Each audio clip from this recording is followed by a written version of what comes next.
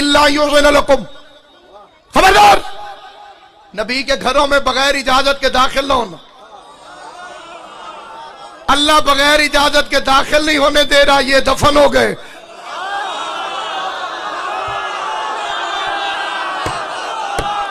समझ नहीं आई? जो बंदे चुप हैं उन्हें समझ आई है कि नहीं?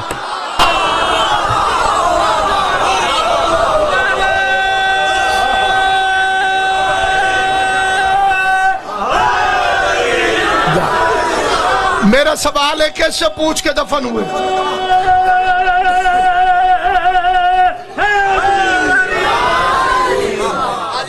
देख लो मेरी तरफ जनाब, मेरा बड़ा अदब से सवाल है, कैसे पूछ कर दफन हुए? क्योंकि ये तो तुम्हें भी पता है कि तुम कहते हो कि नबी अपने घर में दफन होता है, तो घर तो मुस्तफा का था, और अल्लाह कहते हैं मेरे नबी के घर बगैर इजाजत के दाखिल न होना। फिक्रा बड़ा हसास है, लेकिन जिम्मेदारी से कोई भी बात पढ़ी जा सकती है। जिम्मेदारी मेरी हो गई, फिक्रा मैं पढ़ रहा हूं। कहते जी नहीं, वो तो बीबी आयशा का हुजरा था। मैं हाथ जोड़ के पूछता हूं, कोई किताब साबित करे कि बीबी पेकियां दा हिस्सा लेके आई थी। जब मोहम्मद का वारिस ही कोई नहीं होता तो बीवी मालिक कैसे बन गई?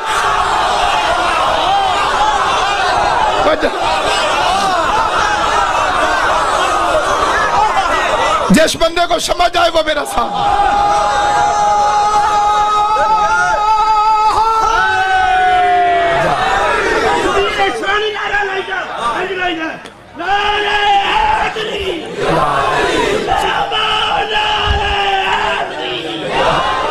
मोहम्मद की अपनी बेटी को तू वारिस बनने नहीं देता।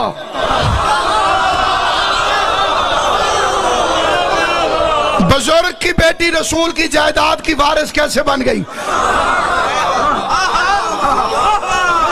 खुदा फरमाता है मेरे नबी के पास ज्यादा देर न बैठा करो, उसे अजियत होती है। खाने पे बुलाए तो इजाजत लेकर आओ, खाना खत्म हो जाए तो उठ के चले जाओ। अल्लाह बैठने नहीं देता, बंदे लेट गए।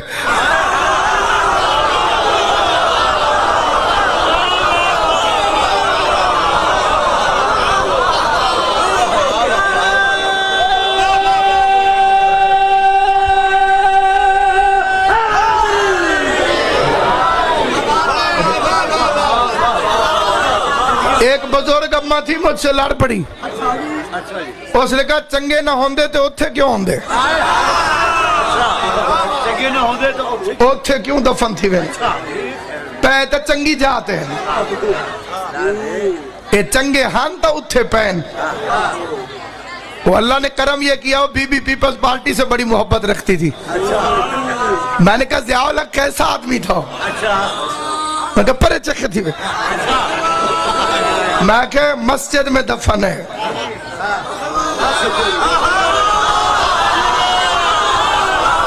फैसल मस्जिद के दरवाजे पर उसने गंदा सा मुंह करके कहा उनकी हुकूमत जो थी जहां मर्जी दफन कर दे।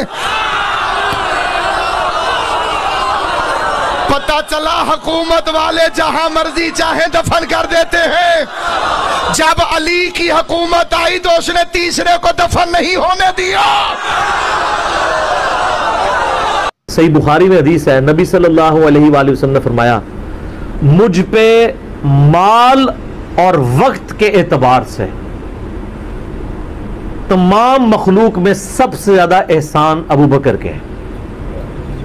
दो ही चीजें हो सकती हैं ना, या आप किसी को अपना माल दे सकते हैं या वक्त। वक्त जिंदगी, आप भी वक्त दे के यहां बैठे हुए ना, या माल खर्च करेंगे या वक्त। इवन जो माल भी आप खर्च कर रहे हैं वो भी वक्त ही होता है, क्योंकि वक्त लगा के आपने माल कमाया होता है।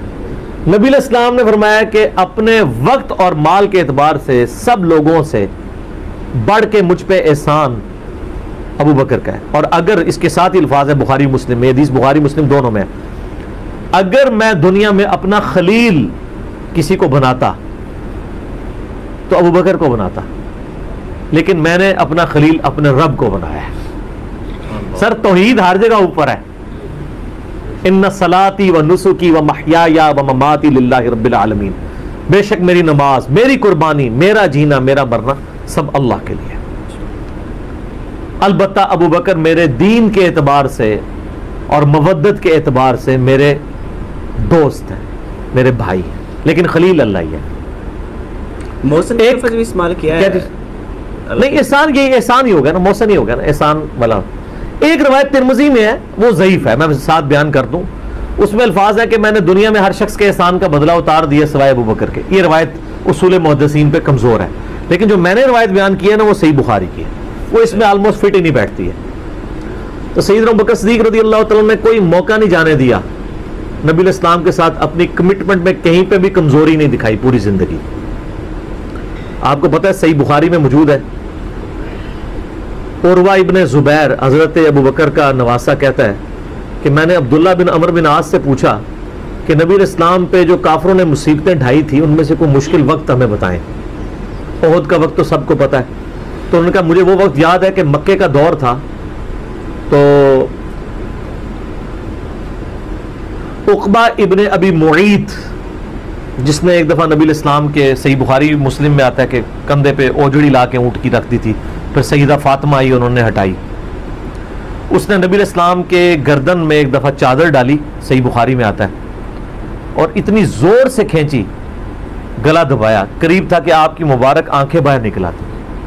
तो इतने में सैयद अबू बकर सिद्दीक़ वहाँ आए और उन्होंने उसको मार के हटाया और कुरान की आयत पढ़ी, क्या तुम एक शख्स को सिर्फ इसलिए मार देना चाहते हो कि वो कहता है कि मेरा रब अल्लाह है? और फिर उसके बाद जो हज़रत अबू बकर की पिटाई हुई वो अलग चीज़ है, लेकिन वो इस लेवल के ऊपर अपनी जान निसार करने के लिए तैयार हो जाते थे। ग़ज़वा उहद के मौके पर सही बुखारी में आता है कि 12 बंदे सिर्फ नबी सल्लल्लाहु अलैहि वसल्लम के साथ रह गए थे 700 में से, और उन 12 में हज़रत अबू बकर भी शामिल थे, हज़रत अली भी थे, हज़रत उमर भी थे। उस वक्त भी कमिटमेंट आप देख लें, पीछे नहीं बिल्कुल हटे। हर मौके पे जहां पे कुर्बानी का मौका आया, पूरी कमिटमेंट के साथ नबी सल्लल्लाहु अलैहि वसल्लम का साथ दिया। हजरत अमर बिन आस कहते हैं, बुखारी और मुस्लिम दोनों में, नबी इस्लाम ने मुझे एक लश्कर रवाना किया तो उस लश्कर का अमीर बनाया, तो मुझे ये ज़ोम हुआ कि मैं हुजूर का बड़ा लाडला हूं। तो मैंने कहा या रसूल अल्लाह सल्लल्लाहु अलैहि वसल्लम, आपको लोगों में सबसे बढ़ के महबूब कौन है? तो फरमाया आयशा सलामुल्लाहि अलैहा। तो मैंने कहा नहीं या रसूल अल्लाह, मैं मर्दों में पूछ रहा हूं। तो कहा उसका बाप अबू बकर। पूछा उसके बाद, कहा उमर। और फिर कहते हैं मैं हुजूर से पूछता गया, आप नाम लेते कि मेरा नाम को ही लिया, फिर मैं खामोश हो गया कहीं मैं उन बंदों में शामिल ही ना हो।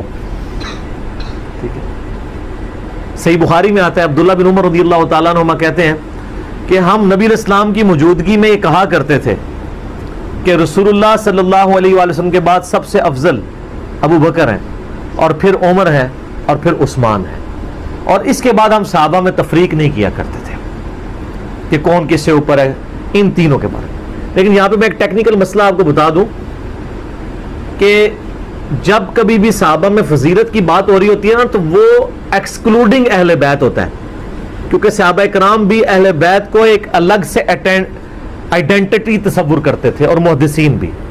वरना तो जाहिर है कि सही बुखारी में है, मुस्लिम में भी, कि फातिमा मेरे जिगर का टुकड़ा है, जिसने फातिमा को तकलीफ दी उसने मुझे तकलीफ दी।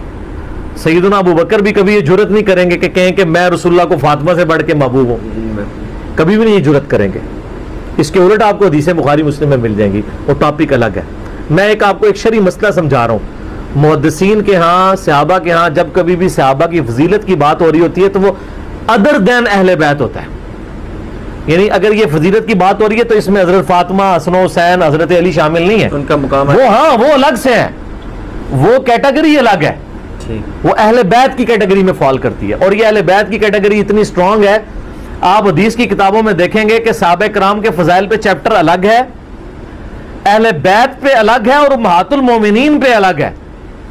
इवन उम्महातुल मोमिनीन को भी अहले बैत से अलग से जिक्र किया जाता है। अहले बैत की टर्म जो मुहद्दिसीन के यहाँ मानी जाती है, अगरचे उम्महातुल मोमिनीन भी अहले बैत है, लेकिन वो स्पेसिफिकली सैयदना अली, हसन हुसैन, सैयदा फातिमा के लिए। तो ये मैं आपको कैटेगरी बता रहा हूं। तो बहरहाल ये खुद मौला अली अलैहिस्सलाम के बारे में सही बुखारी में आता है, मोहम्मद इब्ने हनफिया हनफिया नामी एक औरत से हजरत अली का बेटा था, उसका नाम था मोहम्मद। हजरत फातिमा की जिंदगी में तो हजरत अली ने दूसरी शादी नहीं की, वो सही बुखारी मुस्लिम में आता है, नबी इस्लाम ने उनको मना किया था, ये उनकी खुसूसियत थी। बाद में उन्होंने कुछ शादियां की, उससे भी औलाद हुई, जिसमें हजरत सैयदा हनफिया नामी एक औरत थी, उनसे एक बेटा था मोहम्मद इब्न हनफिया। सही बुखारी में आता है हजरत अबू बकर के फजाइल के चैप्टर में कि मोहम्मद इब्न हनफिया कहता है कि मैंने अपने वालिद अली इब्न अबी तालिब से पूछा, अब्बा जान बताएं रसूलुल्लाह के बाद इस उम्मत में सबसे अफजल कौन है? तो उन्होंने कहा अबू बकर। तो मैंने पूछा उसके बाद? तो फरमाया उमर।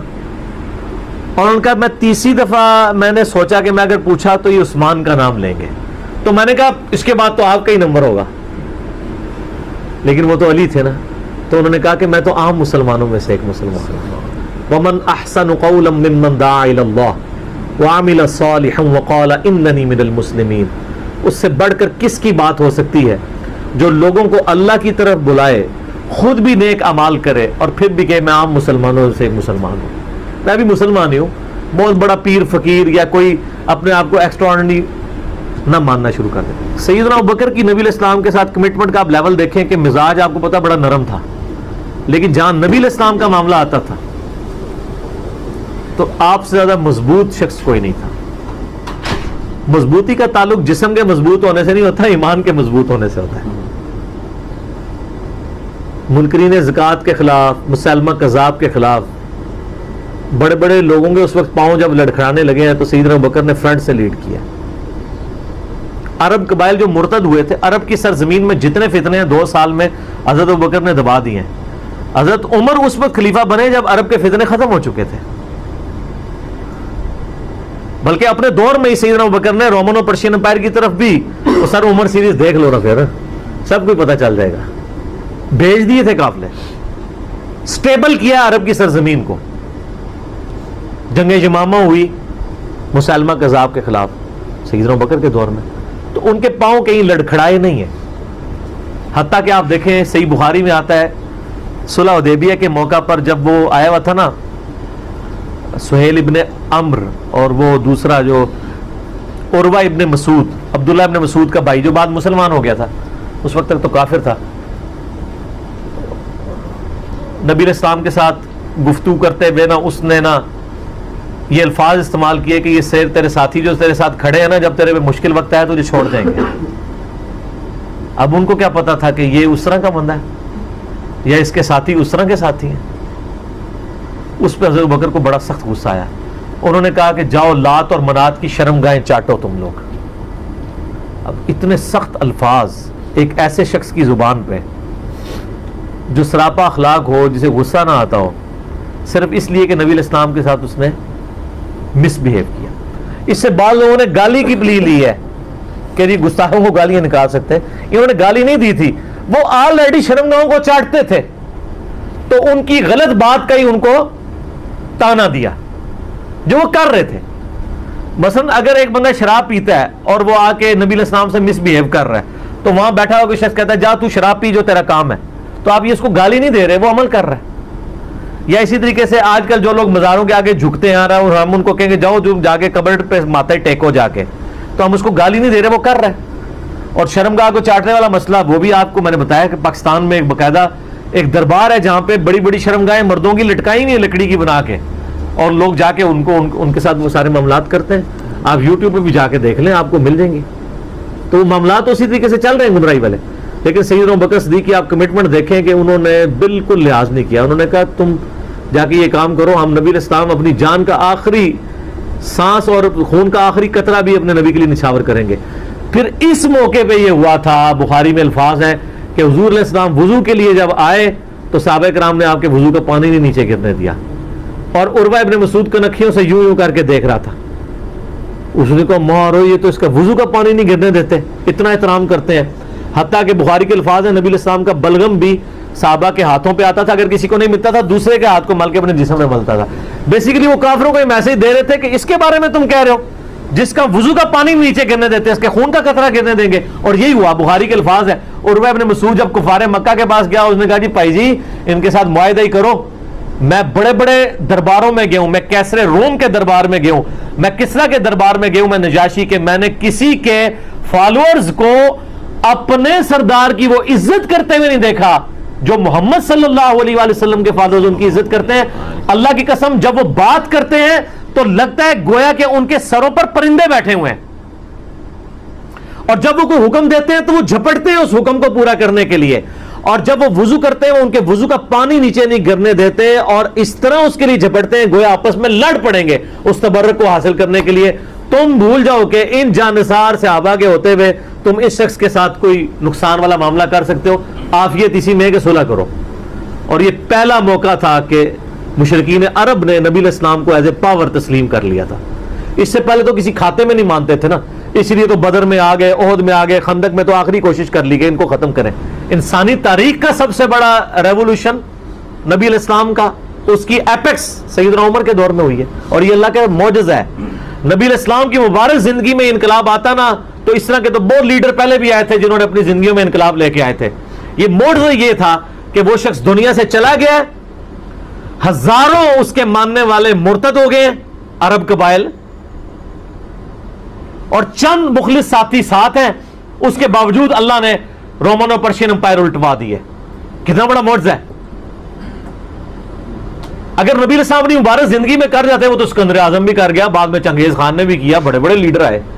ये डिफरेंस है, एक ये डिफरेंस, और दूसरा डिफरेंस ये कि नबी इस्लाम ने अपनी वफात के बाद 10 साल बाद, 20 साल बाद, 30 साल बाद, 50 साल बाद, इवन 500,000 साल बाद होने वाले वाकयात को भी बयान फरमा दिया कि ये होगा। आज तो हम तारीख में देख सकते हैं कि वो सब कुछ हुआ है।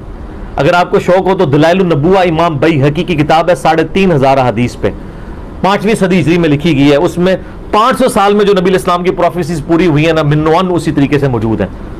बुखारी मुस्लिम में जो हदीसें हैं तातारियों से जंगों वाली, वो उस वक्त तक नहीं हुई थी, हदीसें तो पहले से मौजूद थी। आज तो हम उनको भी दुरुस्त मान रहे हैं। ठीक है, नबी इस्लाम ने प्रेडिक्शन की थी कि अनकरीब कैसर रोम खत्म होगा, क़यामत तक कोई कैसर नहीं होगा। बुखारी मुस्लिम की हदीस है, और देख लें क़यामत तक कोई कैसर नहीं हुआ।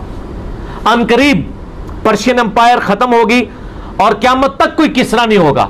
आज देख लें 1400 साल हो गए हैं। सर ये इसी तरीके से है कि मैं कहूं कि अनकरीब अमेरिका और रशिया खत्म हो जाएंगे विद इन फ्यू ईयर्स, और क़यामत तक कभी इनको पावर्स नहीं मिलेंगी जो कि अभी पावर है और जिनकी सदियों से चल रही हैं।